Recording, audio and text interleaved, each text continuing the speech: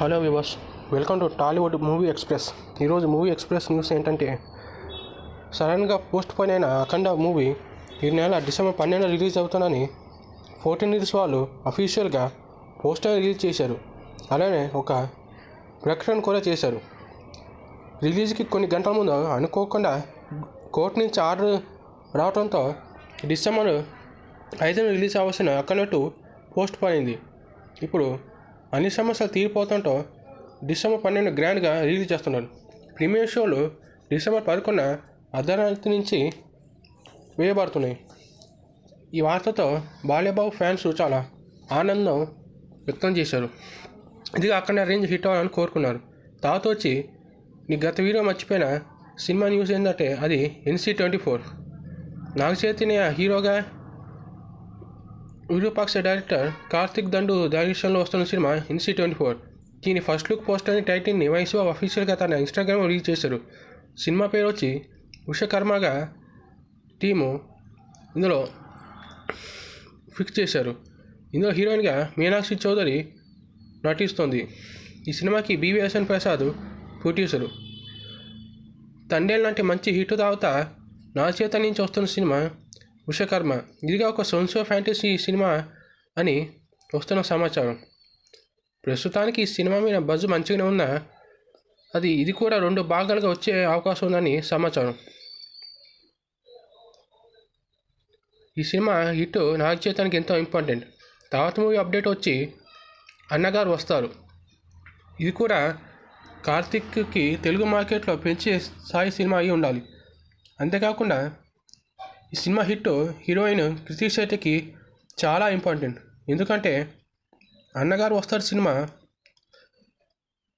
అటు హీరో కార్తిక్కి మంచి హిట్తో వస్తున్న జపాన్ వంటి ఫ్లాప్తో కొంచెం డీలా పడ్డారు. ఈ సినిమాతో హిట్ కొట్టి మళ్ళీ ఫామ్లో రావాలని చూస్తున్నారు. ఈ సినిమా హిట్ కార్తిక్కి ఎంతో ఇంపార్టెంట్. పాత మూవీ అప్డేట్ వచ్చి ఈ సినిమా డిసెంబర్ 12 బాలయ్యబాబు సినిమాకి పోటీగా వస్తుంది. నిజానికి సోలోగా హిట్ అవ్వాల్సిన ఈ సినిమా బాలయ్యబాబు లాంటి పెద్ద సినిమాతో పోటీ పడి ఎట్టా నెట్టుకొస్తో చూడాలి. హిట్ అయితే మాత్రం ఈ సినిమా డోకలేదు. ఈ సినిమా తర్వాత ఖైదీ 2 కానీ హిట్ 4 కానీ చేసే అవకాశం ఉంది. తర్వాత వచ్చి ఐఫా అవార్డ్స్లో రణ్వీర్ సింగ్ చేసిన పనికి ఇప్పటికీ ఆగ్రహాలతో వ్యక్తం చేస్తున్నారు సినీ ప్రేక్షకులు మరియు విమర్శకులు. కాంతారాలోని ఒక సీన్ని ఇమిటేట్ చేస్తూ తన స్టైల్లో మిమిక్ చేయగా అది కాస్త బ్యాక్ఫైర్ అయి మిస్లీడ్ అయి జనాలకి కోపాన్ని తెప్పించింది. అంతేకాకుండా చాముండి దేవిని ఫీమేల్ గోస్టాన్ని ప్రొనౌన్స్ చేయడంతో అక్కడ ఉన్న వాళ్ళకి కూడా కోపం వచ్చింది. రిషబ్ శెట్టి ఇమిటేట్ చేయొద్దని ఎంత వాదించి చెప్పినా వినకుండా చేయడంతో అది కాస్త సోషల్ మీడియాలో వైరల్ అయి రణ్వీర్ సింగ్ మీద చాలామంది ఆగ్రహం వ్యక్తం చేశారు. తర్వాత రణ్వీర్ సింగ్ కూడా తన ఇన్స్టాగ్రామ్లో అలా బిహేవ్ చేయడం నా ఇంటెన్షన్ కాదని, రిషబ్ శెట్టి పర్ఫార్మెన్స్ని మెచ్చుకుంటూ తన స్టైల్లో తన పర్ఫార్మెన్స్ని రీక్రియేట్ చేశా అని అన్నాడు. కానీ అప్పటికే జనాలు కోపంతో ఉండటంతో రణ్వీర్ సింగ్ మాటలు ఎవరు పట్టించుకోలేదు. ఈ బాలీవుడ్ వాళ్ళకి మనం చూసి తక్కువ అంచనా ఎప్పుడూ ఉండేది. తర్వాత వచ్చి లోకేష్ కనకరాజు కూలికి ముందు చాలా పెద్ద ప్లాన్సే చేశారు. చాలా సినిమాలు తెరకెక్కిస్తే మాట ఇచ్చారు. ఖైదీ 2, విక్రమ్ 2, లియో, అలానే అమీర్ ఖాన్తో ఒక సినిమా చేస్తా అని ప్రయత్నించారు. కానీ కూలీ రిజల్ట్తో అవన్నీ ఆగిపోయాయని చెప్పాలి. కూలీ రిజల్ట్ చూసిన తర్వాత దాదాపు రజనీకాంత్ ఫ్యాన్స్తో పాటు సామాన్యులు కూడా చాలా ఆగ్రహం వ్యక్తం చేశారు.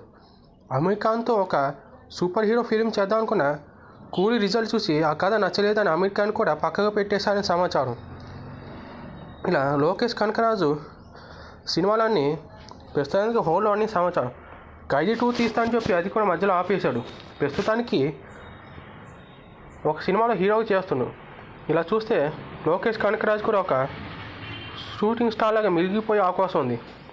ప్రస్తుతానికి తాను సందర్భంలో ఉన్న సమాచారం. తర్వాత వచ్చి వారణాసి మూవీలో ప్రీ రిలీజ్ ఈవెంట్లో రాజమౌళి చేసిన వ్యాఖ్యలు ఇప్పటికీ చాలా ఆగ్రహ వ్యక్తాలు చేశారు. ఆ టైంలో స్క్రీన్ సరిగ్గా పనిచేయక గ్లిచెస్ వల్ల రాజమౌళికి ఆగ్రహం వచ్చి కొన్ని మాటలు మాట్లాడటంతో అది హిందూ ధర్మం వాళ్ళకి ఆగ్రహం తెప్పించి ఆయన మీద పోలీస్ కేసు పెట్టేలాగా చేసాయి. విషయం అందరికీ తెలిసిందే. కొత్తగా వచ్చిన ఇంకో కేసు ఏమిటంటే రాజమౌళి సినిమా పేరు వారణాసిగా అఫీషియల్గా టైటిల్ అనౌన్స్మెంట్ చేశారు. టైటిల్ అనౌన్స్మెంట్ చేసిన కొన్ని గంటలకే ఈ టైటిల్ని నేను 3 ఏళ్ల క్రితమే ఇంకో సినిమాకి రిజిస్టర్ చేశానని TFIలో ఒక డైరెక్టరు కంప్లైంట్ చేయడంతో అది కాస్త రాజమౌళి వారికి వెళ్ళింది.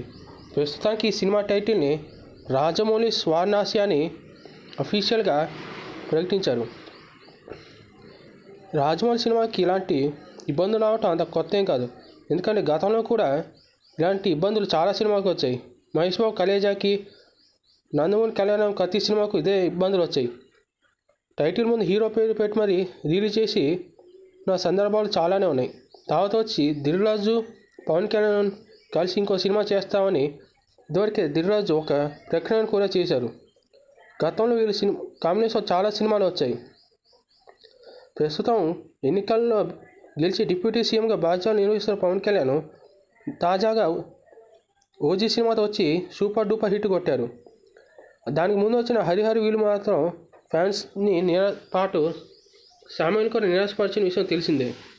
అంతేకాక అసలు పవన్ కళ్యాణ్ కంబ్యాక్ మూవీ వకీల్ సాబ్ కూడా దిల్రాజు ప్రొడ్యూస్ చేసిన విషయం అందరికీ తెలిసిందే. ఇప్పుడు దిల్రాజు మళ్ళీ పవన్ కళ్యాణ్తో ఒక సినిమా చేస్తున్నాడని సమాచారం రావడంతో ఫ్యాన్స్ చాలా హ్యాపీగా ఉన్నారు. పవన్ కళ్యాణ్ రాజకీయాలతో పాటు సినిమాలు కూడా చేస్తారని దీంతో క్లారిటీ వచ్చేసింది. తర్వాత మైత్రి మూవీ మేకర్స్, పీపుల్స్ మీడియా ఫ్యాక్టరీతో కూడా అడ్వాన్సులు తీసుకున్నారని సమాచారం. తర్వాత మూవీ అప్డేట్ వచ్చి మర్చిపోయిన ఉస్తాద్ భగత్ సింగ్ ఈ సినిమా గురించి. ఈ సినిమా ఉందనే విషయం దాదాపు చాలామంది మర్చిపోవాల్సి వచ్చింది. ఎందుకంటే డైలీ అప్డేట్స్ కానీ మౌత్ టాక్ కానీ లేకపోవటం. రీసెంట్గా ఈ సినిమా నుంచి ఒక గ్లిమ్స్ని పవన్ కళ్యాణ్ పుట్టినరోజుగా సందర్భంగా రిలీజ్ చేస్తారు. అది బాగానే ఉంది. కానీ తర్వాత సినిమా మొత్తం సైలెంట్గా అయిపోతుండటంతో ఫ్యాన్స్ ఈ సినిమా గురించి మాట్లాడటం మర్చిపోయారు. నేనుగా ఈ సినిమా ఉన్న విషయం మర్చిపోయి చాలా సినిమాల గురించి అప్డేట్స్ ఇచ్చాను. ప్రస్తుతం ఈ సినిమా గురించి రీసెంట్గా ఫస్ట్ సింగిల్ ఒక ప్రమోని రిలీజ్ చేశారు. హరీష్ శంకర్ దర్శకత్వంలో వస్తున్న ఈ సినిమా తేరీకి రీమేక్గా అని చాలా సందర్భాలు చెప్పారు.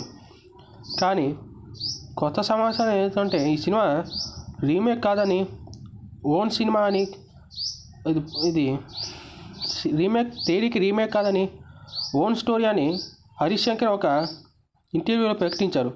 పవన్ కళ్యాణ్ నుంచి స్క్రిప్ట్లో చేంజెస్ చేయడంతో తేరీ సినిమాకి ఇది రీమేక్ కాదని ఊహాగానాలు. ప్రస్తుతానికి ఇది ఒక స్ట్రైట్ సినిమా అయ్యే అవకాశం ఉందని సమాచారం. తర్వాత వచ్చి జనవరి 16, 2021 పుష్ప 2 జపాన్లో రిలీజ్ అవుతుంది. అక్కడ ఈ సినిమా ఏ రేంజ్ పర్ఫార్మెన్స్ చేస్తుందో వేచి చూడాలి. అక్కడ హిట్ అయితే మాత్రం ఈజీగా 2,000 కోట్ల మార్క్ టచ్ అయ్యే అవకాశం ఉంది.